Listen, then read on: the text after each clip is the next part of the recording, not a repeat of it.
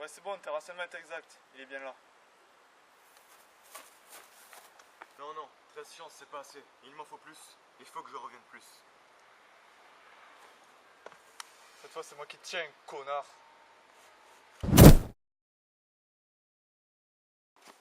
Alors, ça fait quoi d'échanger les places, hein? Bon, t'es qui? Qu'est-ce que tu veux? Dis-le-moi. Mais dis-le-moi, putain! Bon, j'ai un truc à faire. Reste là. J'en ai marre des films Marvel. 10 ans.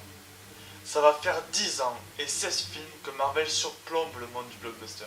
Pourtant, au début, ça partait bien. La phase 1, l'incroyable Hulk mis à part, était bonne, voire très bonne. Puis j'ai commencé à me détacher de la saga à partir de la phase 2, qui n'était qu'une succession de films moyens, voire mauvais. Sauf Avengers 2. Démontant au passage la cohérence globale que la phase 1 avait mise en place. La phase 3, elle, commençait moyennement bien, avec le correct Civil War, puis le visuellement génial mais scénaristiquement basique Doctor Strange, suivi d'un Gardien de la Galaxie 2 toujours aussi agréable mais finalement vide comparé à son prédécesseur, et enfin Spider-Man Homecoming que je n'ai même pas été voir tellement j'en ai rien à faire. Marvel s'est calé dans des films moyens, visuellement souvent corrects voire bons, mais dans le fond c'est toujours la même chose. Alors Thor Ragnarok, le dernier né des écuries Marvel, une nouvelle déception ou une réelle innovation? Attention, je risque de spoiler. Après la mort d'Odin, Hela, déesse de la mort et fille aînée de ce dernier, réapparaît pour prendre le trône d'Asgard. Thor, alors dépossédé de son marteau, va devoir reprendre le trône d'Asgard avec l'aide notamment de Bruce Banner. C'est grosso modo l'histoire du film, je vais pas aller beaucoup plus loin. Avant de commencer, je veux juste dire déjà que j'ai beaucoup aimé le film. On retrouve des personnages en pleine forme, j'adore Thor en mode électrique, l'apparition de Doctor Strange est très drôle, ça fait du bien de retrouver Mark Ruffalo en Hulk et Bruce Banner, mais Loki a perdu un peu sa place de meilleur personnage de Marvel quand même, étant dans le film surtout là pour faire rire. Mais on y reviendra. Les nouveaux sont également très bons, Jeff Goldblum est génial, Kate Blanchett en Hela, elle pète la classe, et j'ai beaucoup aimé Tessa Thompson dans ce film. Pour la réalisation, nous avons donc Taika Waititi aux commandes. Ce gars d'un Green Lantern. Oh, qui globalement se débrouille bien, voire très bien. J'adore les plans sur le marteau immobile et tout le décor qui bouge autour. Mais surtout, certains de ces ralentis qui sont cadrés comme des tableaux, ils sont magnifiques. Surtout toute la scène de l'attaque des Valkyries ou dans le combat final.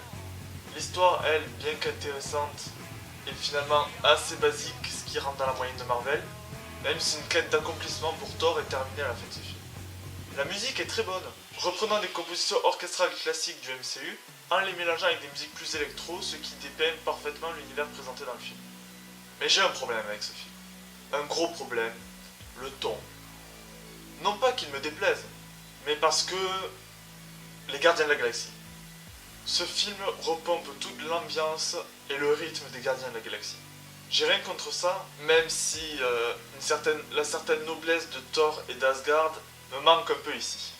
Plus que la repompe du rythme et de l'ambiance des Gardiens de la Galaxie, ce qui m'embête vraiment en fait, c'est l'humour. C'est surtout l'humour par rapport au ton global actuel du MCU. Notamment sur ces deux films les plus importants, Civil War et Avengers 2. Ces films, même si un certain humour était toujours présent, étaient beaucoup plus sérieux. Notamment dans Civil War avec cette intrigue entièrement politique. Dans Thor Ragnarok, l'humour est trop lourd. Il nuit à tout le film. Il y a beaucoup trop de comic relief. Thor, Loki, Hulk et Bruce Banner, ce gars en pierre, ce qui en fait un film très drôle certes, et très agréable, mais qui nuit au reste. Toutes les séquences avec plus d'émotions ou qui sont plus tendues perdent tout leur impact. Spoiler, par exemple, la mort d'Odin, on s'en fout royalement. La destruction du marteau, le génocide d'Hela sur Asgard, le flashback de la Valkyrie, ou la séquence Le soleil va bientôt se lever avec Hulk et Thor dans l'arène, qui était vachement touchante, et qui, à cause de cet humour, tombe totalement à l'eau, voire même devient un running gag. Tout ça perd tout leur impact à cause de cet humour trop présent. Je veux pas qu'il n'y ait pas d'humour, mais il n'est pas bien dosé dans ce film. Mais évidemment, le film reste divertissant, c'est Marvel, c'est pas une surprise, mais j'attends toujours le film Marvel qui sera au-dessus de ça. J'attends un digne héritier des films Marvel tels qu'ils étaient dans la phase 1. J'attends Black Panther.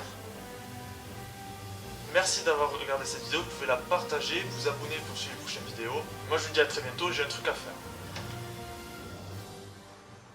Oh putain, il est où?